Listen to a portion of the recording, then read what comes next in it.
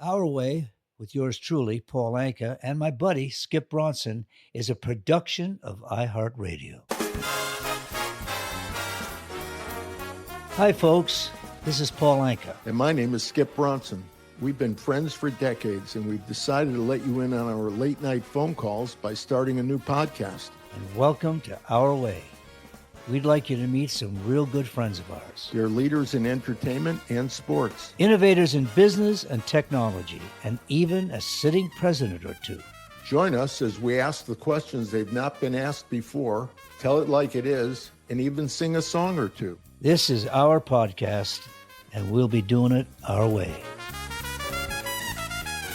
But fundamentally, the content had to be unique, simple, beautiful in order to make it matter. So I think at the end, people are going to look back and say things about how simple, elegant, and beautiful the work was, and how we tried from the beginning to change the way work was done, and that we were the first people to actually mix art and commerce.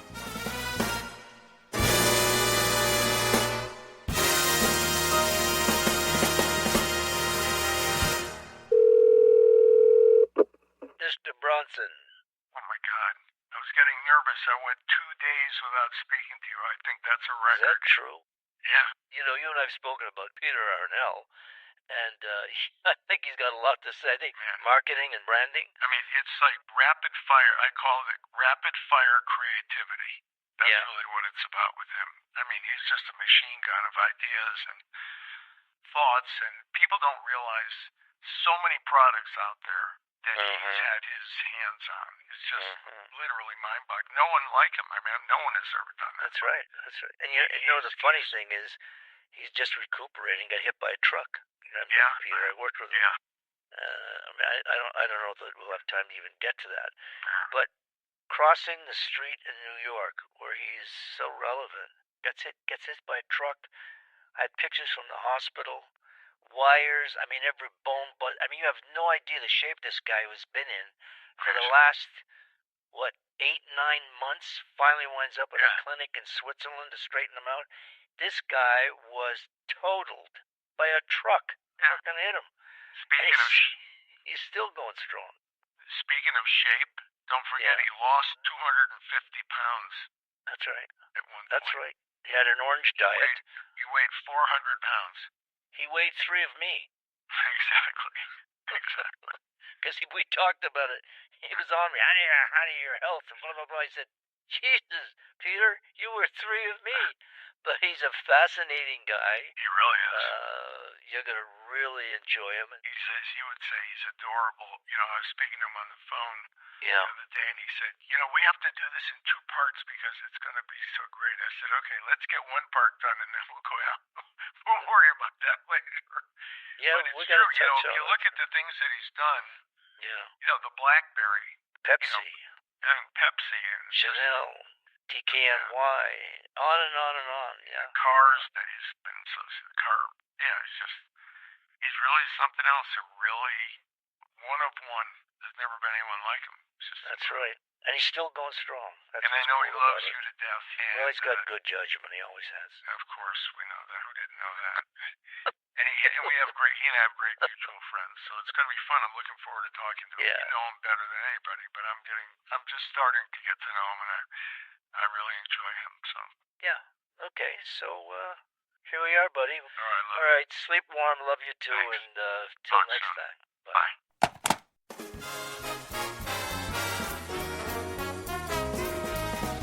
Today is another special day. I know we've had so many wonderful guests, a lot of them friends, so we knew what we were talking about. But today is very, very special for me because at an old age where I kind of bowed away from new friends, I said I had enough. I ran into this guy who I'd heard about for so many years, so iconic. His path and mine crossed in the night with so many friends. But this guy, you know, with the abundance of smart people we know that follow us, he has had some kind of life and some kind of story. And I will qualify it now by saying that he is a friend and someone that I admire, and he's a genius. I mean, this is a guy that started out, and we'll get to it. He's published, he's written 20 books, involved with David Hockney in the beginning, which we'll get to, Bergdorf Goodman, Donna Karan, Samsung. I mean, he's an industrial designer, graphics, communication designer, Frank Gehry. There's so many involvements that this guy's had and so eclectically successful. I mean, Nespresso. I make my coffee every day on my Nespresso, and his brain and his mind and his picture come to me right away. He's done so much amazing stuff that it's such a thrill to have him and to introduce him to you. He's, as I said, he's a photographer, which is amazing. A lot of stuff around my house. He's a graphic artist, industrial designer, branding. He's the king of all of this. And it all came to a head for me when I got involved at the Fontainebleau Hotel, the new hotel in Vegas, and the difference to the success of that hotel, or the lack of the success of that hotel, but then the success of that hotel is our guest, Peter Arnell made the difference in a challenge of that building in Vegas. When you walk through it, he is everywhere in that hotel, everything that is tasteful and well thought out. So to our listeners out there, and to you, my friend Skip, say hello from Tokyo, by the way. And I'm going to get to this guy who just got hit by a truck, a chip shot ago, and he's still traveling and doing what he does. Friends, Skip, say hello to Peter Arnell from Tokyo, Japan. Peter. Nice to meet you. Pleasure. It's a pleasure. You have to mention also, I'd always heard the name Peter Arnell. It's like his name is a brand. So I'd always heard about all the incredible things he'd done with Pepsi Cola and all the rest. And then about, I don't know what, Peter, maybe 12, 13 years ago, I was at the Beverly Hills Hotel with Mickey Drexler, and Mickey was there with Peter. So we just spoke briefly. But then later in life, I've learned that one of my best friends, Richard Golub, is one of his best friends.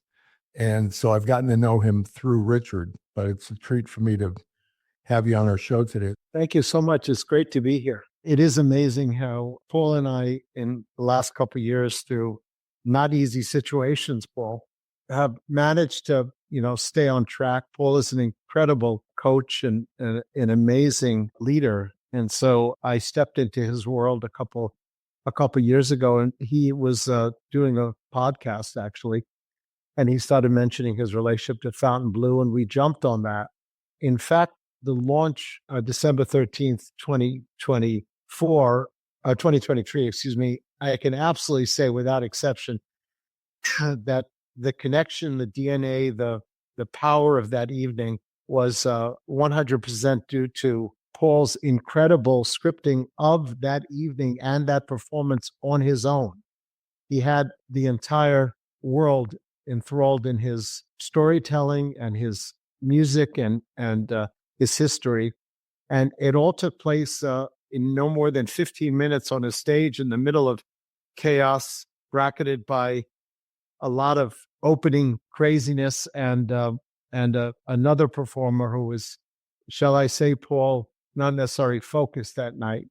But Paul really, it was incredible. And so I then became a massive fan. And then shortly thereafter, we flew to New York City. And I had this insane idea, and I got Paul's support on it, to convince the New York City Times Square Authority to allow us to work with them, collaborate, and take over the dropping of the ball. It was the 70th anniversary of Fontainebleau. So just coincidentally, as the bell rang, we thought, we can actually have two balls dropping that night.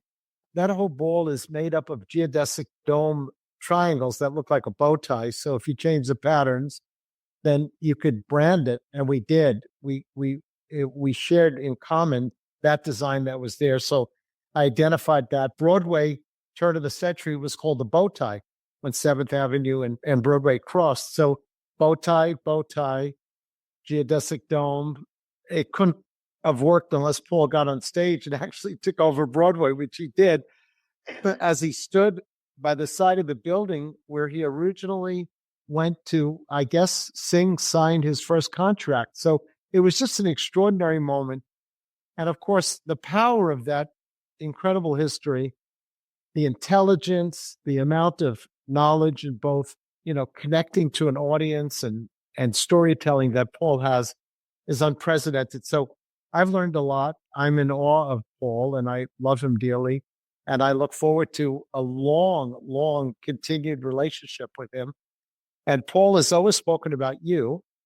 So here we are. And you've had a lot of people on the program so far that I know, from Jim Gray and Mickey and all the buddies that I've worked with or for, or I continue to. I'm doing that new museum with Jim and Tom Brady in Nevada, which you guys talked about in the hotel. And so anyway, I'm just super pleased to be here. Well, I appreciate all of that, Peter. I do. Let's get to you. This is about you today. Where did it all start? Let us all know what tweaked you into this incredible career that you've got, because you've got a great background. I want you to just spill it out for us. So I was born in Sheepshead Bay, Brooklyn, 1958, to Russian immigrants, Ukraine on one side, on dad's side, and on mom's side, English and Spanish. Back then, I think things were just different. I think in the late 50s and early 60s, there was so much change going on that even as a small child, you could even look up and see a grandmother one day hysterical crying, and years later put it back together that President Kennedy was shot. And so those 60s were extraordinary. The Vietnam War, Kennedy, Martin Luther King, Robert Kennedy, our friends landing on the moon. Every 6 months to a year, there seemed to be this incredible. And as a little boy, I'm sure I was very affected by these incredible, overwhelming events that just stick in your brain. So as time went on, I ended up in a very, very special high school for gifted children named Brooklyn Technical High School, which was basically developed after the war as a vocational school. They then became clever with the language and called it college preparatory, but basically it was a high school where you could actually learn engineering or architecture or trades. So I went to Brooklyn Technical High School. My father's twin brother, Manny Abraban, coincidentally worked for the gentleman who did the Fontainebleau Hotel. He had an office down in Miami. I was overwhelmed. I met the gentleman who designed Mars Lapidus, that hotel, when I was I think I was 12 or 13 years old, on a trip down to Miami. I ended up in Morris Lapidus's dining room 50-something years ago. Little did I know I was going to get involved in the Fontainebleau Hotel, but I was so overwhelmed and impressed by architecture. I studied it. I then went on to Columbia University at the time, had the most amazing program and professors. Bob Stern was there at the time. Robert Stern was really on the pinnacle of postmodern architecture. He just finished an incredible book. He was the golden boy in New York City. Philip Johnson loved him. So I got involved in architecture. I worked part-time for Bob Stern, making models at night to make money. And at the end of that run at Columbia, I transferred over to Michael Graves, and I continued my education at Princeton.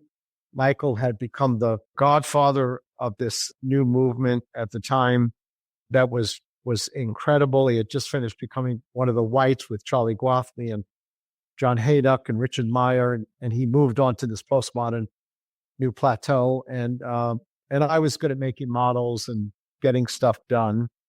I was always good at getting stuff done. And so I worked with him, and then Michael had a show in Rome, and he needed a little catalog done, and I got obsessed with designing this catalog. It was at the American Academy in Rome. And at the same time, someone in Italy named Alessi had asked him to design a teapot, which became very, very famous, this whistling teapot by Michael Graves that is still available in the marketplace. I think it's the number one selling teapot of all time. And Michael asked me to kind of project manage that. So I went to Alessi. I learned industrial design quickly. I ran that project. I did that book. And I was so excited about how these things move so quickly versus architecture, which moves so slowly. So I got very excited about catalog. That turned into me thinking, well, why don't I get into publishing? And I met with a man named Mr. Monticelli, who was running Rizzoli at the time in North America. And I convinced him to let me edit and write and design 12 books on contemporary architects. This was pre-Google. So, students were desperate for knowledge. And so I went out and I spoke to Frank Gehry and James Sterling and Aldo Rossi and Charles Wathmy and all these architects. And I said, give me a shot. Was that your first major project, Peter? That was my first major project. When you say major, getting announced as the editor of the first series by Rizzoli, on contemporary architects was a big deal back then, especially me coming out of academic life, at Princeton with Michael, et cetera, et cetera. And the books were successful. They were so successful that a guy named David Hockney, love David Hockney, asked me to do books with him. I started with Camera Works, and that book ended up in a window on 56th Street at the Rizzoli store. And a woman named Dawn Mello had just been appointed the head of fashion for Bergdorf Goodman when Carter Hawley and Hale bought them. And she said, could you find this guy who did this book? I'd like him to do a book on the history of Bergdorf Goodman. And I showed up, at the store. I thought, to be honest with you, this was like a scary moment for me. I thought you need a license to do all this stuff, marketing. And I had no idea, absolutely no idea. I was coming out of, another whole world. So a lot of pressure. Super, super, super stressful. And they loved me and we had a good conversation. They introduced me to Mr. Goodman, who lived above the department store. And they said, we're going to get you to write a book and interview Mr. Goodman. Anyway, within weeks, the book project started and they were paying me like $14,000 a month, which was just extraordinary. Just so you know, put it in perspective, on the advance for the books, I got around $8,000 to $12,000 per book. So I was in Fat City back then. I could pay my $300 line of credit at MasterCard. And, I had no money. I had huge debt because of college and all that stuff and no family money. So this was just unbelievable. And all of a sudden, this woman, Dawn Mello, and Susie Butterfield, who was running public relations and advertising there, said, why don't we give Arnell a shot at doing little ads for us? And within minutes, not hours, minutes, Donna Karan gets fired from Anne Klein, or as she likes to say, she kind of moved on. And the Japanese owner, Tommy Otaki, reached out to me and Carrie Donovan around the New York Times and Style Section and Dawn Mello all kind of ganged together and got me in front of Donna Karan. And so there I was doing Bergdorf Goodman ads, meeting every week people like Carl Effendi, Karl Lagerfeld, Giorgio Armani. They were all coming in. Remember, the first floor was all European way. And I was like, go talk to Peter and he'll figure out what the ad should be. There was Donna Karan. Everyone was eyes on Donna Karan. And I had nothing in my portfolio, zero, that would give me any kind of educational point of reference on how to do advertising in fashion. I didn't know even how to book a model or any of that stuff. So I stayed away from it. I took my Ricoh camera and I went under the Brooklyn Bridge, exactly where my grandfather parked his car at 2 a.m. every day when he went to the Fulton Fish Market as a fishmonger his whole life. That's how he made his living. And of course, just so you guys know, if you park the car under the Brooklyn Bridge, it means you couldn't afford the right spot because the pigeons were under the Brooklyn Bridge. So when he got out in the morning, the car didn't look like the car anymore. And it was December 11th, and I looked up, and the mist was coming off the river, and I shot that bridge, and I put New York under it. And back then, we made these things called Veloxes. They were like big photographic Xeroxes. They looked good. And I came the next day. I worked all night. I knew I had it. I came in and Donna started crying and Tomio started crying. I was like, holy shit. So there it was. No product, no color. I had a picture of the Brooklyn Bridge and I was going to launch what was at that point considered the hottest designer in America.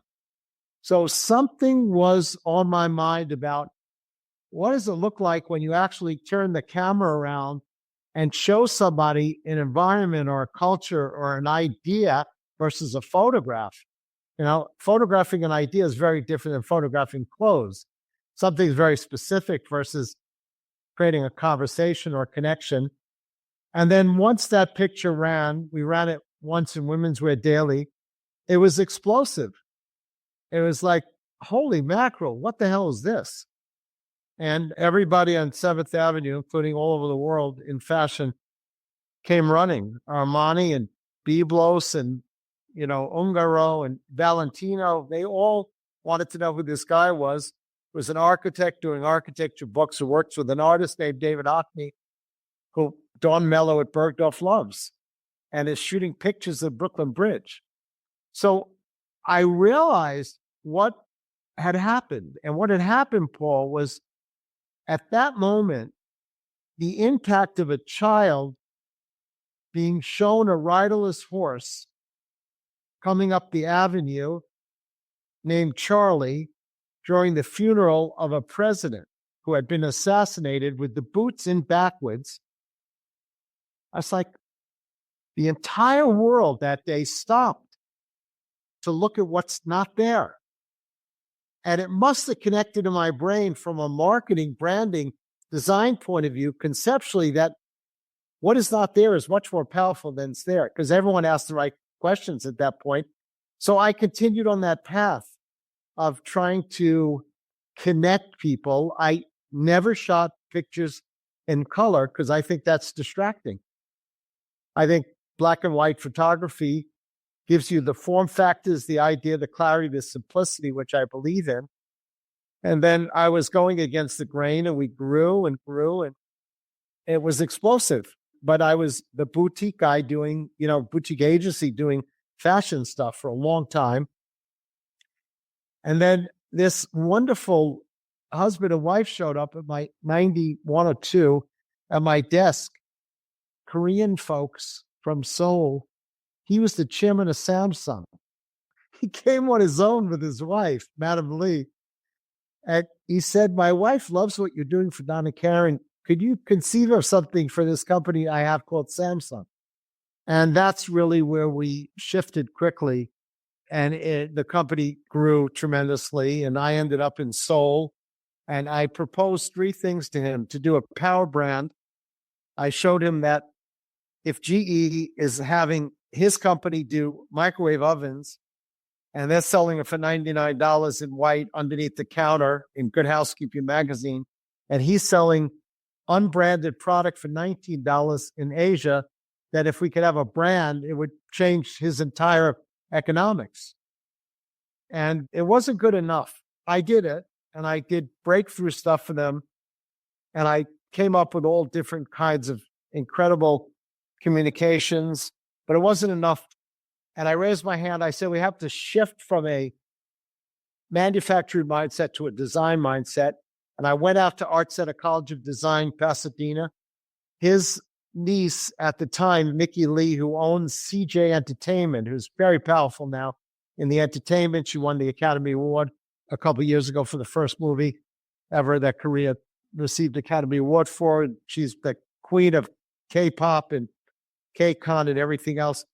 She was very instrumental and kind of my partner in a way in helping Samsung get all of me, which was very all over the place and very complicated and extremely eclectic, into a kind of rigor, discipline. And we went out to the school, and I convinced Mr. Brown at the time, David Brown, who was the dean of the School of Design at Art Center College of Design in Pasadena, to send some professors. And we opened up a studio to design product. While that was going on in Korea, and I moved to Korea, and while that was going on, I was still running everything else, finishing the architecture books, and it was insanity, really insanity. No one knew what I was or what I was there for. I was a designer, I was a publisher, I was a writer, I was in fashion. It was very confusing. But those who got close to me, I was really fortunate. They just gave me a chance. They said, look, just keep it going. It was very complicated. When you hit middle management, they all wanted you dead. Everybody in middle management wanted me dead because, I was very disruptive, as you could appreciate. And then it exploded. And it exploded because they were in the chip business. We were beginning to set up the design studio. And there was a guy named Pete Skarzinski who was in the communications phone sector at Samsung in New Jersey. And within minutes, literally minutes, we had a prototype phone. We were running out to Texas because Sprint PCS, was beginning, and Motorola and AT&T were all locked in. And we needed a new phone. And Nokia and Ericsson could supply that volume for North America. So there's a book that just came out called Samsung Rising. And it says, which really sums it all up, Chairman Lee gave Arnell carte blanche to get us in the phone business. And that's really the beginning of us as an organization growing and really getting respected as a guy who understood how to develop enterprise, could see the opportunities, connect the dots, and see through a concept from the beginning all the way through to the shelf. That was very, very rare. This idea of fully integrated, holistic approach to marketing was not on the table at the end of the 80s, beginning of the 90s, the full picture. But there was a guy named Steve Jobs who, thank God, was raising his hand and getting the world to understand what an entrepreneur was. And Steve Jobs, as you both know, did an extraordinary job at learning, participating in, and growing an organization where every single aspect, design, typography, economics, electronics, technology, distribution, retail, every single detail was conceived and considered every single day. That's why Apple ended up becoming Apple. And so he gave permission for the world to see people like me no longer as jack of all trades, master of none, but rather an entrepreneur who actually had mastered interdisciplinary and integrated holistic marketing. And then we just soared and we grew and grew and grew, and we got involved. We were blessed to get involved with so many things, from, a Con Edison logo to the redesign of 35 brands for PepsiCo, Mountain Dew to Sobe. Tell us about Pepsi, the rebranding of Pepsi. I'm very interested in that. What was your vision on that, Peter?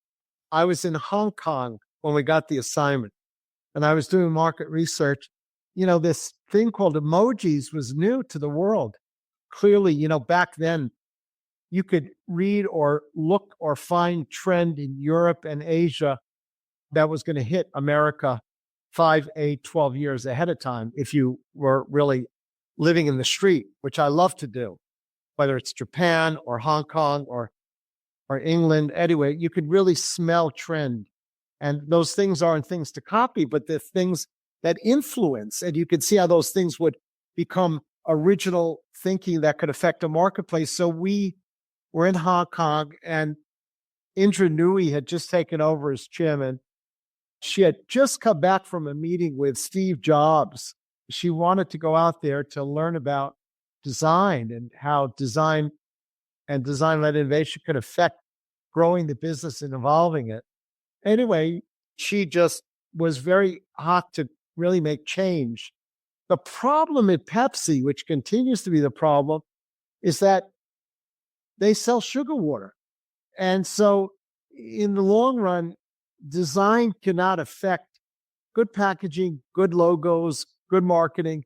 It can't affect in the end the real problem, and it can't make change for the real problem, which is that they don't sell products that are really good for you, right? At least at that point, it was Doritos and Pepsi would not be on our screen of, this is going to help you stay healthy and grow well and all that stuff, especially to kids. So I put it in the category of nicotine and alcohol. It's all that stuff that is not good for you.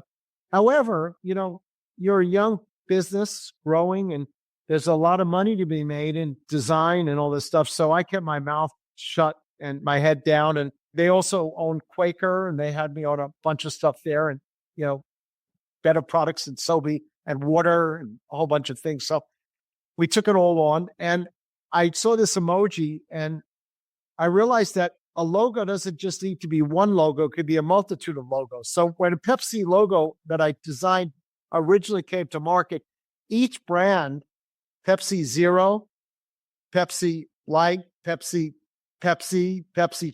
each logo had a different slight variation on that logo, and they were all about smiles.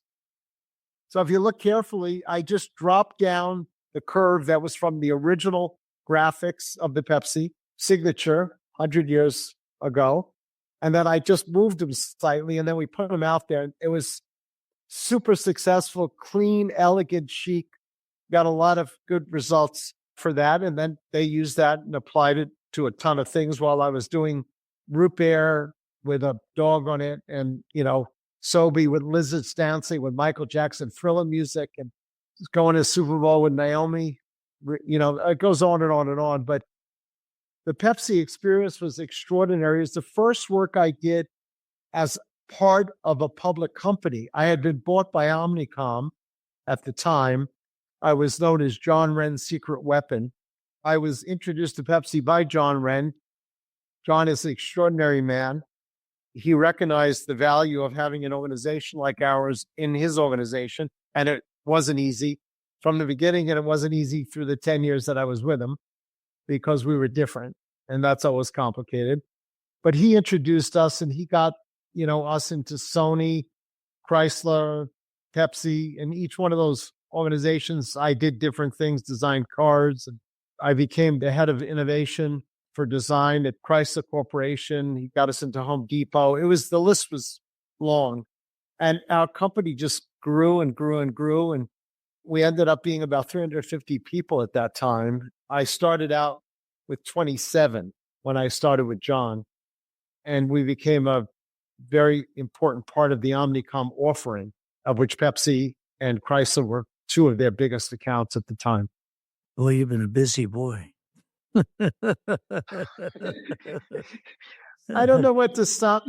I've been really lucky. I've been lucky.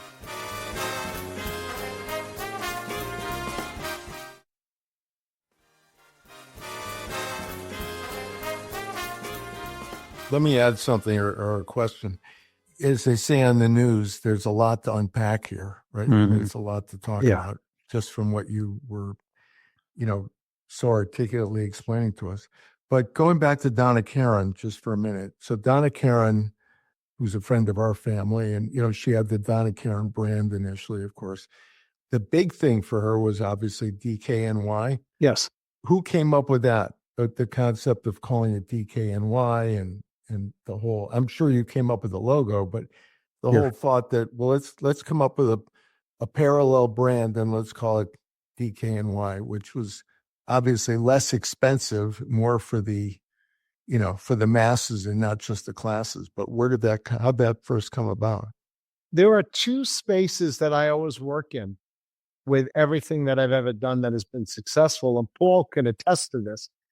One is called the collaboration, and that's powerful. It goes back and forth. You keep on sanding at it, and it goes between two minds, and they arrive at the third. And so there's that space. The other is the space of go off and come back and show me.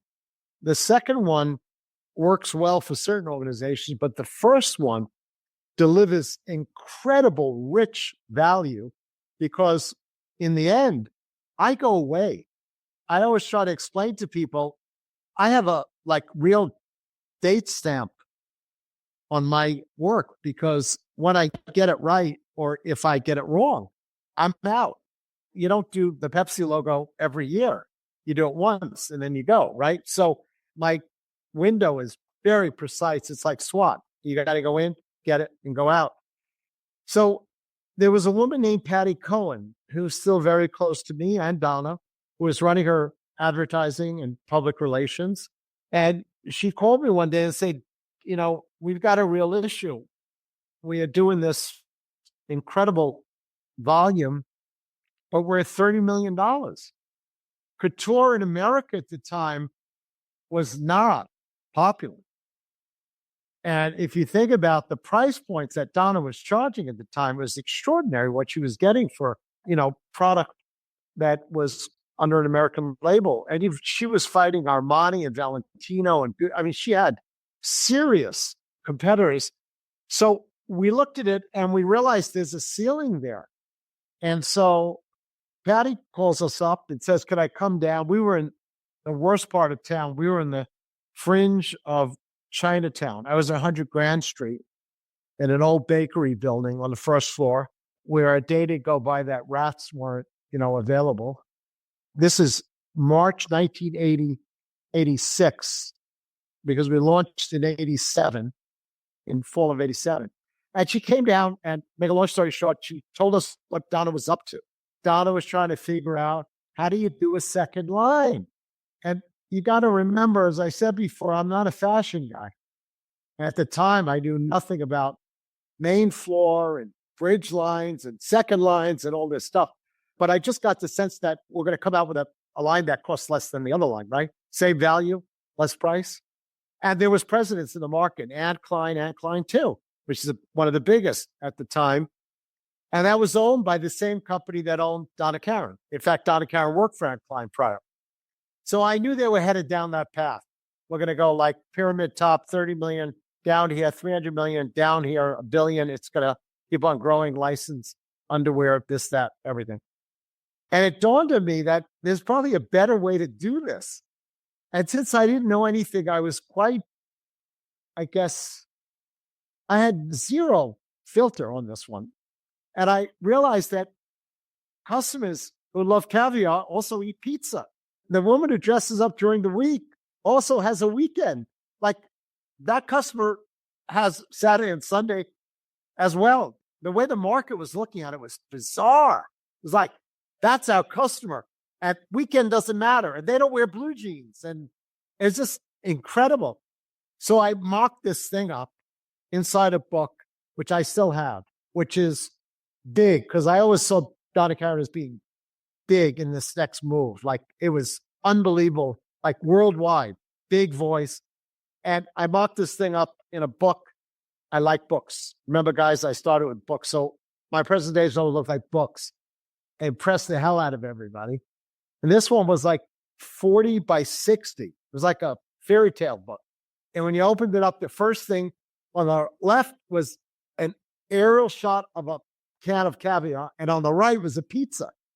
And I said that it's for the other side of the same woman, which just blew everyone's mind, the department store's mind, and Donna, everyone. Now, I want to be clear. I must have refined that thought through God knows how many presentations, 1 million times. And the guy who helped me sell it in was Michael Jackson, which is going to blow your mind. But Michael Jackson had just come out with Man in the Mirror. And back then, no one called you up. It's like, oh, the video has Michael Jackson's music. Like, I didn't even know about rights. So I cut this video together called DKNY to Michael Jackson's music. And we showed it. It was back in the, the top down. There was that, what was it called? The 3/4 machine? That tape machine, that Betamax. Betamax? Yeah. That grayish color thing, with that, and it top loaded, you slipped it in and you pushed it down. And I showed Donna that Michael Jackson video. We showed the whole world that video. It was out there, like, by the way, back then, there was no Google or YouTube, right? So there's no way you get in trouble. So it was Michael Jackson, Man in the Mirror, this incredible film I made for 2.5 minutes, and then the pizza and the caviar, and then these chunky letters. Now, here's the deal. If it's the other side of the same woman, then, in fact, all you need to do is make sure that you put a dot under the DKNY, which is how that label was made. So underneath, I could say Donna Karan, New York. It sounds stupid and obvious, but in fact, it became the bridge. So the woman was able to feel like she was getting a piece of Donna Karan, and DKNY and Donna Karan made sense together. So Saturday, you were able to put your jeans on to go to flea market, right? In order to do that correctly, we had to price correctly. So imagine we're coming out with a second line, but we're connected to the first line so we could get a better margin. Well, that was the explosive economic, the incredible solution. And Donna was so ahead of everyone. Her voice in the marketplace was important. She was sending messages out about women. I mean, this is the days of working women. And, women had no say at the table. It was intense when we started in the 80s. And we were sending messages out. We were doing campaigns showing Rosemary running for president in Women We Trust. Everything was a message. Everything was a message. Everything was right. So anyway, I worked in the basement of 100 Grand Street for about 4 months. Patty came down 2 or 3 times, and we put this book together. And I went up there and I showed it to Donna. And that's exactly what happened. And she was overwhelmed. I had not a great moment. I jumped in. I couldn't keep my nose, Skip, out of doing the accessories and the belts and the logos and the scarves and umbrellas. And I just was all over the place. But it was all in the book, and it was the first time that graphics had taken over a brand at that level in that marketplace, right? We weren't Nike. We weren't Adidas with stripes and everything. And then the magic happened. She said, how are you going to launch this thing? And Reagan was speaking at the UN that day.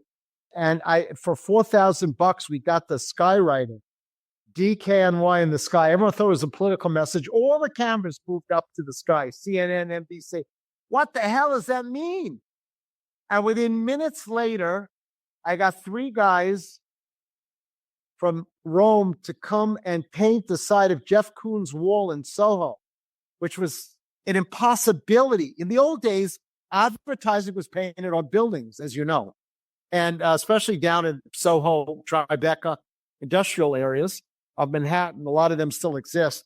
But, the Arts Commission and all this, building zoning and all this protection of historical stuff, they don't let you do it. So I convinced them that I was doing something historically important. And we painted that on the side of that Houston and Broadway, right on the north-facing wall of Jeff Koons' factory, who gave me permission to do it. And the city said, okay. And so we ran that ad once on the side of that building, and it just, it changed.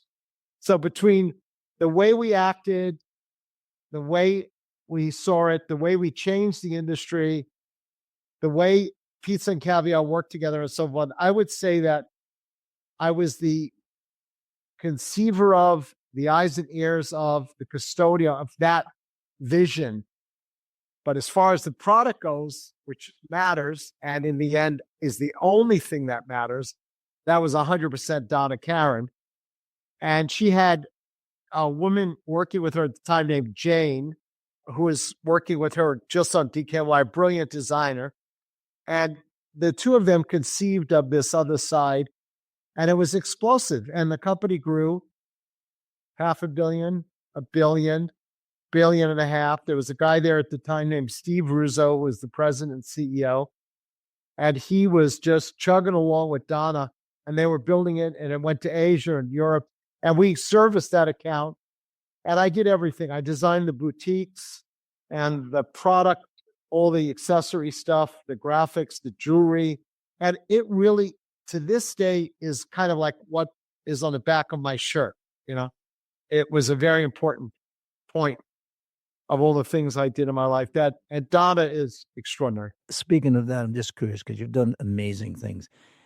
Is there a project where you feel you didn't get enough recognition for its impact? I'm an artist, you're an artist, and there are times where you go, wow, I contributed so much. Not that we always need it, but it's nice to be appreciated. Right. Is there one where you did not get enough recognition for its impact? When big companies write big checks and they don't expect you to get the credit, right? And I spent my entire life behind the curtains, as you know. If I'm successful, it means that Donna ends up having a huge business that's sold to LVMH, right? If I'm successful, it means that everyone in the world is drinking espresso. My success is so far behind and in back and so what. But to answer your question, because I did get behind the camera many times and I directed many of these commercials and photographed much of what we're talking about when it came to the communications and those iconic graphics like DKNY or the bridge or any of those things. I would argue that, as we all know, success of a lot of authors, that the one that really, really, I wouldn't say I don't get the right credit, but we never played it in a way that would give you the credit, is when I took a really dying company called Reebok. I mean, just dead in its track, with Paul Fireman, such a brilliant guy, just unable to catch up to Puma, Adidas, and Nike, just unable to. But without the kind of capital, without the kind of design needed, et cetera, he asked me to get involved. And I remember I was sitting there with his whole board, head of marketing, Mickey Pont, who was a brilliant marketer, went on to become the head of Yum and a whole bunch of other things. And I told him to scratch the vowels out of his name and become RBK. And I remember the president, I won't mention his name at the time, looked at me like I was out of my mind and literally said, "This will never work." Someone said, "Where'd you get that idea from?" I said, "It's your goddamn, on the stock exchange, it's listed. Reebok is RBK." I said, "The whole world knows RBK. But the way I'm going to do it is I'm going to scratch them out. I'm going to put this billboard up. I'm just going to scratch it out. Scratch, scratch, scratch, scratch, scratch." And people love when brands attack themselves. There's a certain level of like, holy mackerel, look what they're doing, especially when you publicly display that. So I scratched it out. It was big, big in the marketplace because it was the time when music and sports were coming together, all the rappers and all the, Allen Iverson and Jada Kiss and Jay-Z and 50 Cent. So they were all in the beginning of their careers. So we got them all together.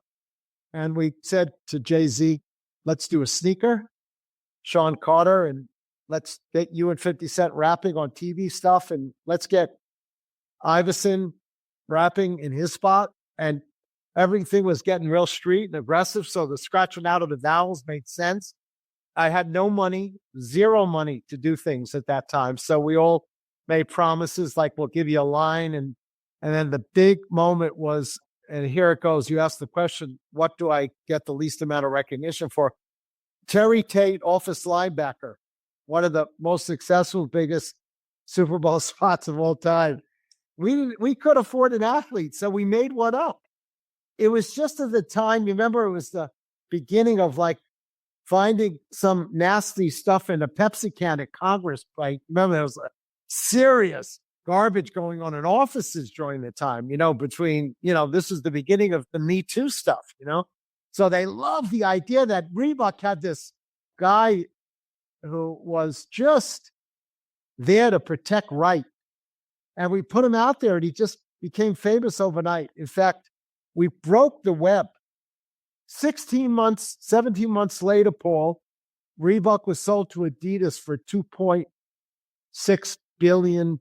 Bonus, please. It was a big number. And anyway, this boy got zero out of it other than the fame of creating those spots and stuff like that. Let me add to the unknown. And Skip, you'll appreciate this because it's universal and everybody's very much aware of Vegas. They love it. And everybody's very much aware of how Steve Wynn, the amazing genius of Steve Wynn, put it to a whole new chapter, culminating in the Wynn Hotel, where every other hotel, Skip, you were a part of it. It all had, Treasure Island, blah, blah, blah. Guess who came up with calling Wynn the Wynn Hotel, folks? The gentleman that you've been listening to, who's been so articulate on these other companies, Mr. Arnell. How did Wynn get the name Wynn when you and I know it was a photograph of a penis of Picasso called Le Ref? Fade out, fade in. You're on. Yeah, and did you know this, Skip, by the way? I did. And I also knew, just to tag on to that, when Peter was talking about Morris Lapidus, Steve was always obsessed with the curve of the building, the Fontainebleau in Miami Beach. Yeah, that's where he and I met. Yeah. And he thought that Yeah. was the greatest design element. And That's as right. a result, that's why the Win and the Encore have that curve. That's right. Because of that. Yeah, whose grandmother used to bring him to the show, my show, and she'd say, "We're going to see Polly Uncle." She used to always say Polly Uncle. And Steve came at 18, 19. You know, we've known each other for a lot of years. And he looked up at that building one day, and as he has said, that's what I want to do. I want to be in that business. But that curvature started with the other partner at Caesars, Jay Sarno. Jay Sarno had a motel up in Atlanta, and they all copied Jay Sarno from the motel to the Fontainebleau. But anyway, back to Peter and back to the Win. But that's very, very true, Skip. He wanted from that day when he come to the Fontainebleau to see the show, looked at his grandmother and said, that's what I want to do. Yeah. But the amazing thing I didn't know, because I've known Steve for a lot of years, but then I found out Peter Arnell, because we all got the call, Skip, you and I, building the new hotel, what are we going to call it? We went through all of the names. Remember that? But Peter Arnell gave him the name of the goddamn hotel. Shoot, Peter, you're on. Okay. So Skip brought up a good point. I just want to clarify. I think Steve would appreciate it, both of you knowing how he loves to be precise and factual. He had come home. I think he was in boarding school up at West Point. And he'd come home, and his parents had Cabana 461 or 463. We'll have to clarify that one. And he was up on the Cabana when he looked back and saw that curve. And it was at that moment he knew that he wanted to be in the business. And it was later on when he finally had his chance to grab that memory where he actually physically put it to work. But the two properties he did, and the curve and the way that curve goes up to accommodate for the graphics on the top and the geometry, they improved tremendously on the Fontainebleau in many ways, as you both know. So here's what happened. I'm sitting at the Playboy Mansion. You is in a bathrobe, and his daughter, Christy, is introducing me as the guy who's going to work on Playboy.com. You can't make this stuff up. And we have an incredible meeting. And you don't know this, but Kevin, who went on to become the head of acquisitions at Disney under Iger, who bought Star Wars and Marvel and everything, he was the head of Playboy.com at the moment. I'm sure he's going to kill me after I just said that. But brilliant, brilliant guy, always looking and understanding technology in a way that no one else could. And we left that very successful meeting, went back to the offices, and Christy said, I would love to do a hotel in Vegas. And so I said, I could do that, not knowing anything. And I took the bunny rabbit ears, and not unlike Zaha Hadid 25 years later, I formed the two shapes of these towers, 52 stories high, at the front of the beak, and the whole mouth of the opening was the entrance of the bunny, and there was a chapel right in the forehead. It was extraordinary. And she said in that meeting, if we come up with something good, we'll show it to Steve Wynn. We'll see if he's interested in partnering. So that's how I met Steve. I ended up in his office with her, showing him this incredible model of which he had absolutely no interest in. I think the meeting was there, set up to respect. He obviously respected Christy. She's brilliant. And they had a good relationship. But minutes later, I got a phone call. I'd like for you to work on the pre-opening. I didn't realize what a pre-opening was, because Steve, as you both know, could articulate marketing and communication strategies and purpose in business better than anybody. And he said, I got my education on pre-opening from Steve. I came in and I was there to get a contract. I was just overwhelmed. And he said, well, we're going to start by me telling you what the brand is all about and what the hotel is going to look like and what the name is. And he said, it's Laurent. I can only imagine, Paul, since you know me a little, how disappointed I was when I heard you and everyone else. What the freaking hell is Laurent? Yeah. And he took out this kind of Cirque du Soleil logo, which was just an embellished bunch of type that like had a leg of a woman and I don't know, it was crazy. By the way, beautifully articulated, but he said, well, do you know what Le Rêve is? I said, because I was silent. And I said, of course I know what Le Rêve is. And it's Picasso, I speak French, I said to him. I said, and by the way, you know that when he bought that painting, everyone in the world knew about it. And I said, he said, what do you think about it? I said, it's terrible. I had no idea who was in the room with that German Shepherd. Two of them, Ajax. Who's called Ajax. It was one of them that growled when I raised my voice. It's the one that bit off Bernie Ecclestein's nose, by the way. So you got off easy. He leaned into the table, only like Steve could. Yeah. And the lips got tight. And the tone went up. The tone went, I said, here you go, Arnell. You won't only not get the work, but you're going to be in trouble for the rest of your life. This guy's going to absolutely make sure you never work again. And I said, your name is Win. Like you're in Vegas. It's not loose. It's Win. I'll never forget I said that. At which time he picked up the phone and called General Powell. It's like, what the hell is he calling General Powell for? I had no idea they were buddies. And Powell said, that's a great idea. He was on the speakerphone. Of course, Steve didn't want me to hear that, I'm sure. Anyway, he screamed something or other. And then he said, well, what are you going to do? He said something like that. What are you doing? I said, well, if you give me a shot, I'd like to test it. Oh my God. Talk about a kinder, softer, more generous Steve. I said, if you give me some money, I think it was 80 grand or something. And you remember he had that polling guy who's his best friend. Frank Luntz. Just incredible when it comes to just landing right in the middle of even just me kind of getting to know that guy and opening up that door would have been brilliant for my career. And so hop, skip, and a jump, it all came back. While that was happening, he called Spielberg, he called Diller, and he called Trump. And he didn't tell me that, but he told me later that he had done that. Of course, Barry, who never was, as he says, was never in doubt of anything that he ever said was right, just said, it's absolutely right, and hung up the phone. Spielberg said, I'm not going to come to a hotel. I have no idea what Le Rêve is, but if it says Win on the door, I'm in. And Trump, he called, obviously, because Trump had his name on every building, and that's why he didn't want to do it. And he said, look, you're going to go down. Steve told me all this later. But more importantly, the research came back, and everybody loved the idea.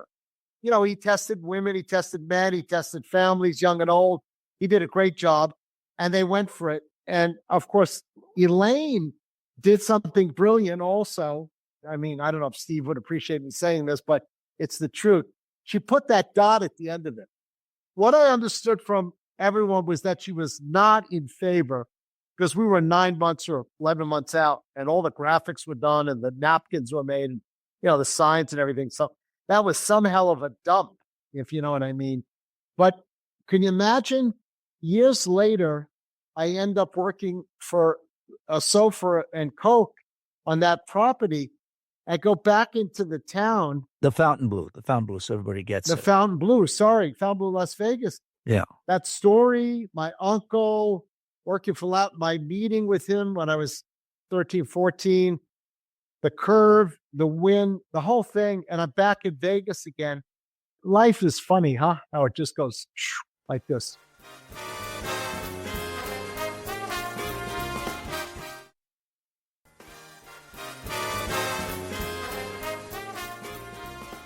Again, we were talking earlier about storytelling. Steve, everybody always went to get financing. They had a deck, a PowerPoint, whole presentation, renderings.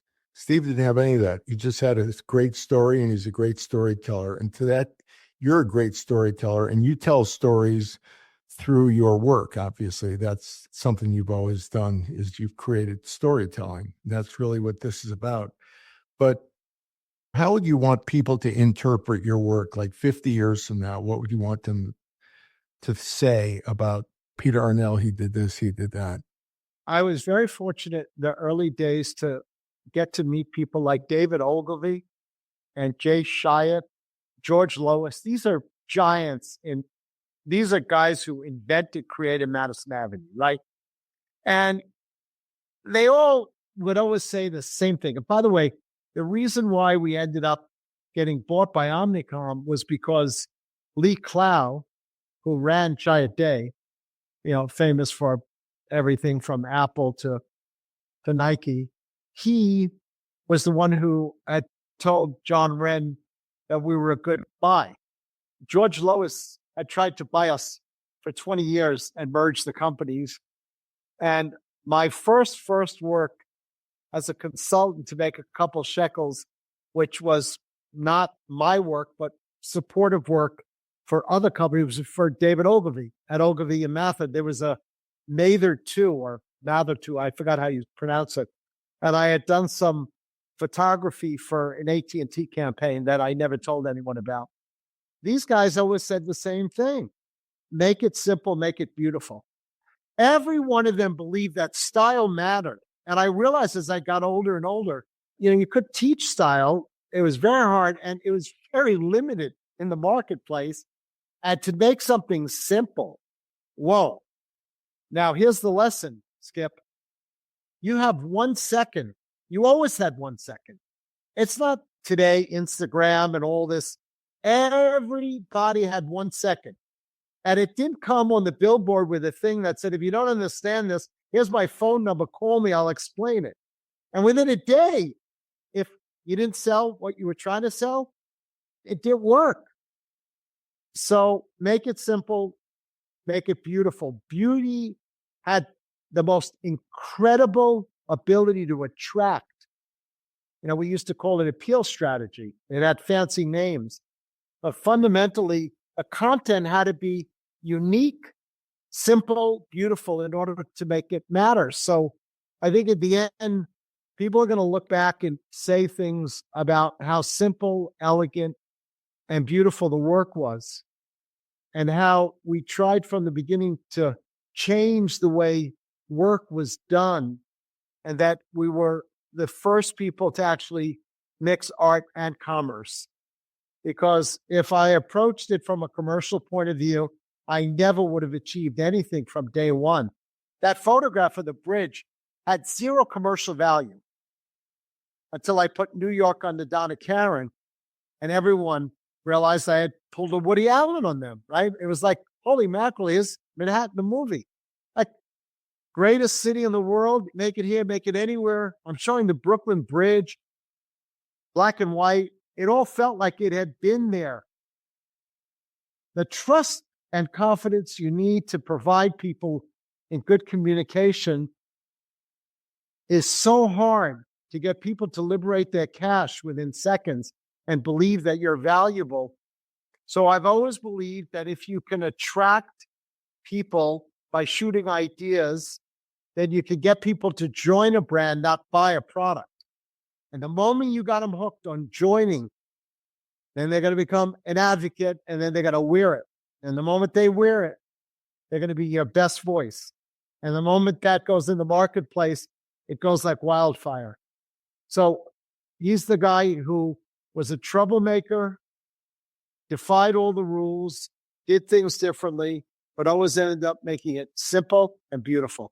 I think that's the epitaph, if there is one. Paul's a storyteller, obviously. His music, his songs tell stories. And, your logos, they tell a story. But it's interesting. You must have loved the television series Mad Men, just taking a guess.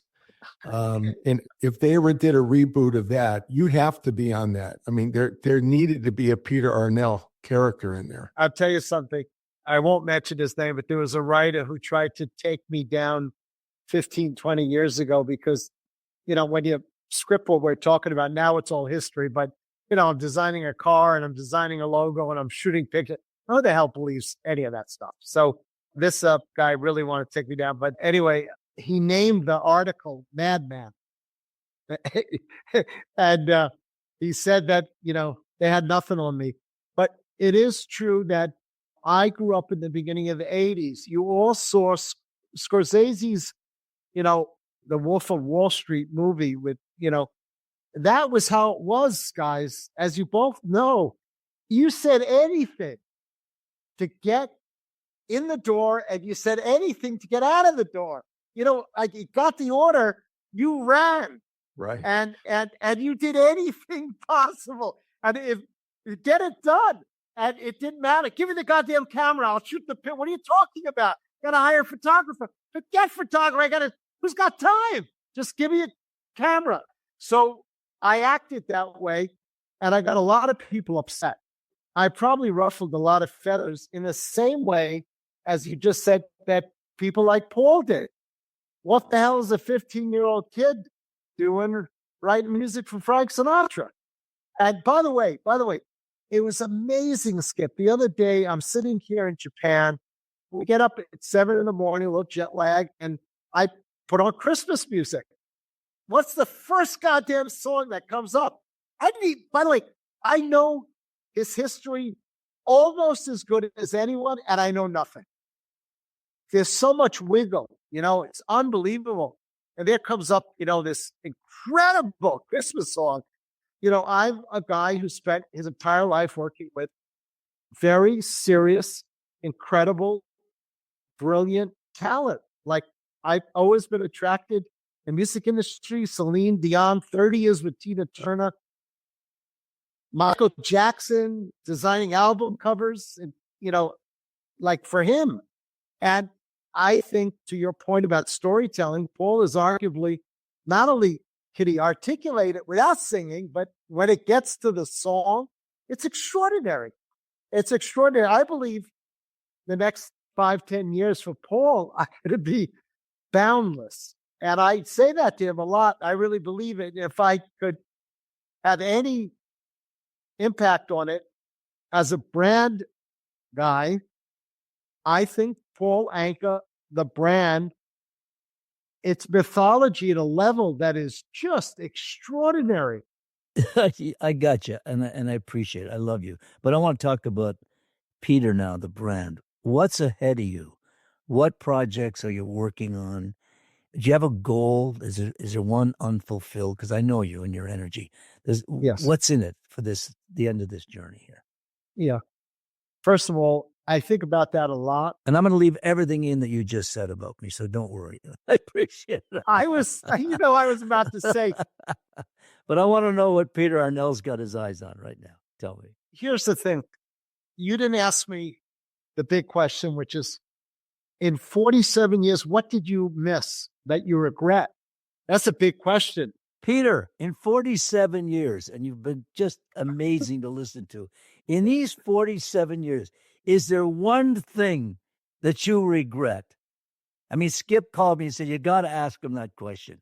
Can you answer that question? I can. The 80s are upon us, and I'm all focused up on fashion. The 90s are upon us, and I'm running to Korea. And while that's all going on, there's a guy on the West Coast named Steve Jobs. There's another guy over there named Jeff, and another guy over there named Sergey. And I Google and go on. I completely missed where I should have been, which is in Silicon Valley. I completely missed it.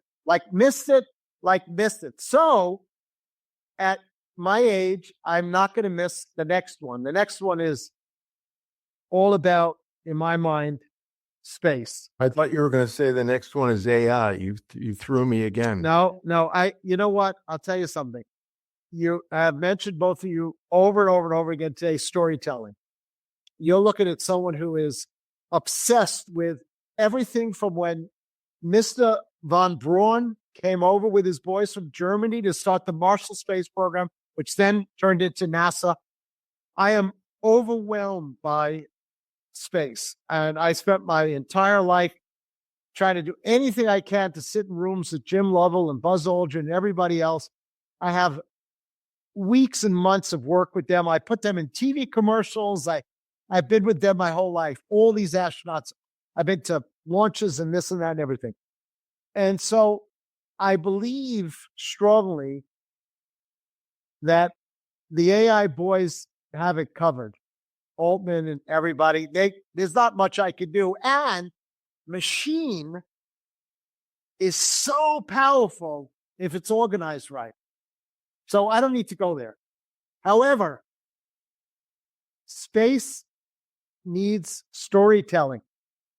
And the thing that we're lacking right now is that we have the optics on big rockets brilliantly coming back down and being caught by hooks in a rack in order to allow these rockets to be reused and the efficiencies around it, energy, all this stuff.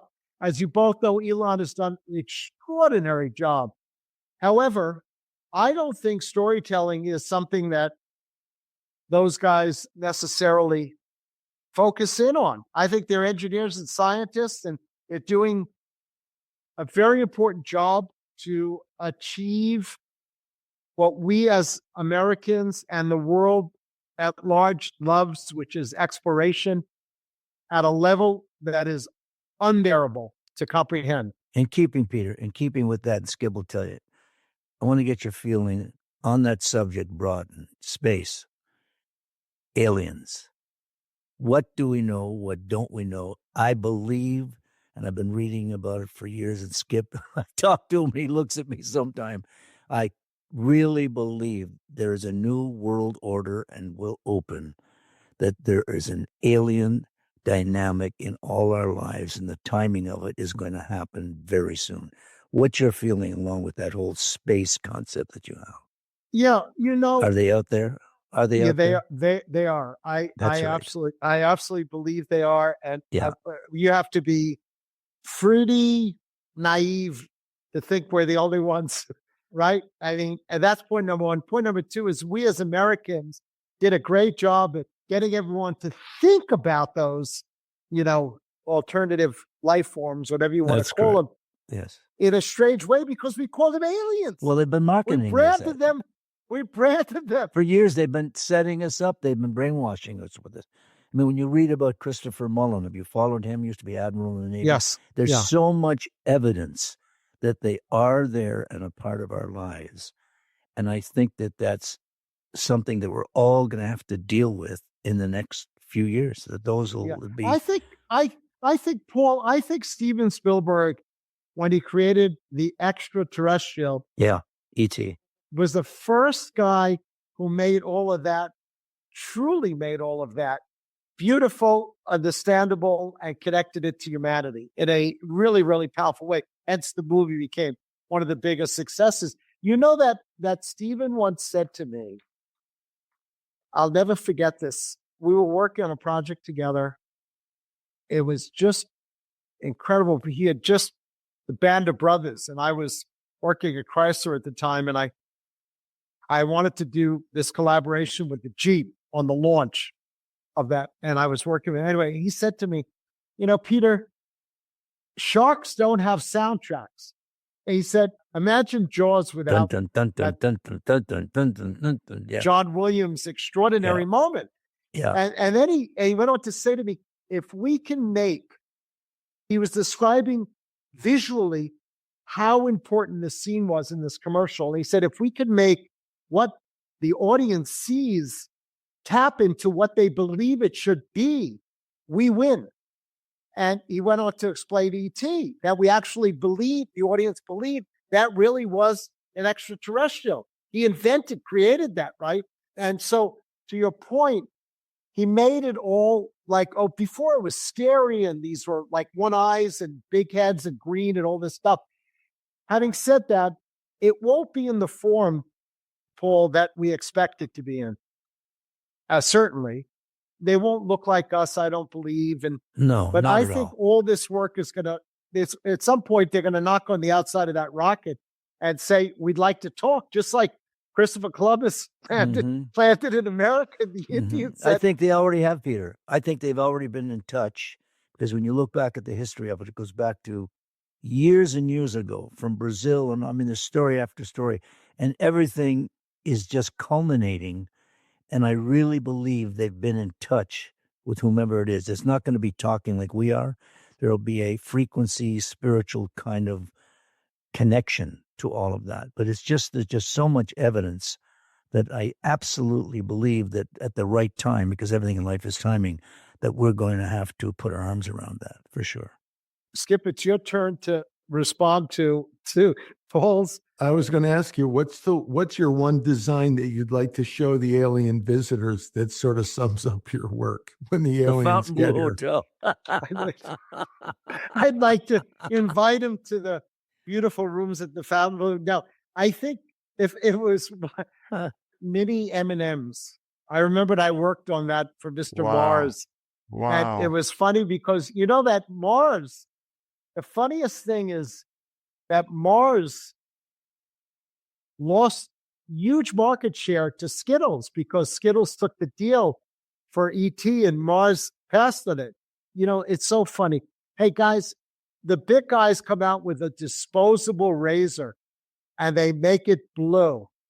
And some guy says, hey, by the way, if you painted it pink, you double your market overnight. If you scratch the vowels out of Reebok, you could become a new company, right? If you actually are going to grow a hot street brand from Donna Karan, and there's FDNY and NYPD, DKNY fits in perfectly, right? It goes on and on. These are obvious things. They're like obvious. So I think I'd probably want to give him like a small M&M because they wouldn't choke. You know, they probably have very little narrow, you know, bones. Narrow and trachea, like, yeah. Trachea. Well, you've been just great. I mean, being in Japan, having your family there and taking already, you know, well over an hour to just talk to us like this, it's just been special. It's been exciting. And I'm glad that so many people, additional people who already, you know, so many people know of you and know of your work, but hopefully through this podcast, they'll really get a better sense of who Peter Arnell really is. And at the core, you're a great guy too. I might throw that in there. Oh, thank you. That counts for a lot for Paul and for me. Thank you. All of that and above, and Paul will tell you, he'll speak for himself in conjunction. I love this guy. I love being around creative people. I've been blessed with being in that ballpark, Skip. And the greatest moments for me are being in rooms with people smarter than me, being with people that I respect, because at the end of the day, it's all about the respect and the trust. But Peter is one of the great geniuses when it comes to what he does. And anything that we say about him needs to be amplified. And it's that old story of you know, the unsung heroes in a sense. You know, I've always said from the beginning, I get all the credit. I'm up there and say, wait a minute. I've surrounded myself with the greatest arrangers, the greatest musicians. Nobody talks about them. Because we said, as Peter alluded to earlier, success has many fathers. Even though there is great recognition on Peter, to the layman and in this crazy, hectic world we live in, some of those guys are never really hailed the way they should be. Peter, I love you. I appreciate the time you've taken out. Go choke on some seaweed or whatever you're eating tonight. Think of me. Because you're in my most favorite country of the world. I was there at 17 years old. When I was there, Peter and Skip, there were bombs still on the ground. And I was going to hospitals with kids and no limbs and what have you. But Japan, I must tell you, and you can all attest to this because you've both been there, it is one of the most amazing cultures and still is. And you enjoy it there, Peter, because I just love that place. Something crazy. And they love you as well, as you know. It's because I'm their size. That's why. They're sick of looking up at all these 6 feet fucking tall actors. We're all the same size down there. Unbelievable. Oh, unbelievable. Anyway, listen, guys, thank you so much. This has been great. It's just been wonderful. Thanks, Peter. Well, for us too. Thank you, Peter. Appreciate it. We'll talk soon, huh? All right. God bless you both. Bye-bye. Lots of love. Have a great Bye-bye. day.